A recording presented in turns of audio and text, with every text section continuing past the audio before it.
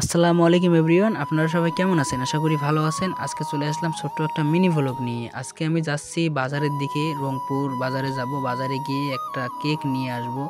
Cake নিয়ে এসে ছোট সোনামণিটার জন্য একটা কেক কাটবো। মানে আজকে আমার ছোট সোনামণিটার শুভ জন্মদিন। তাই আর দেরি না করে আমরা চলে যাচ্ছি রংপুর শহরে একটা কেক নিতে। কেকটা নিয়ে একটু টুকটাক খরচ করে বাসায় আসবো, কারণ পরিবারের আত্মীয় স্বজন কিছু সংখ্যক খাওয়াবো। তাই আর দেরি না করে আমার ছোট্ট পরিবারটাকে নিয়ে আমি বাজারে আসলাম। বাজারে এসে আমি একটু খরচ করে অ্যান্ড কেকটা নিয়ে আমি বাসার দিকে রওনা দেব। তাই আমি চলে আসলাম পায়রা চত্বরে। পায়রা চত্বরে এসে এখানে টেস্টি পেস্টি থেকে একটা কেক নিব। কেক নিয়ে আমি সরাসরি বাসার দিকে রওনা দেব। বাসায় গিয়ে ছোট্ট সোনামণিটার জন্য সন্ধ্যার সময় কেকটা কাটবো। ঠিক আছে। পরে ভাই কেকটা নিয়ে বাসা আসার পরে আমার সাথে যা ঘটলো, আমি পুরো অবাক। আমি বাজার থেকে গরুর মাংস না নিয়ে এসে আমি পুরো মহা বিপদে পড়ে গেছি। আমি আমার এলাকা থেকে নিতে গেছিলাম, বাট ওখানে দেখতেছি দোকান বন্ধ।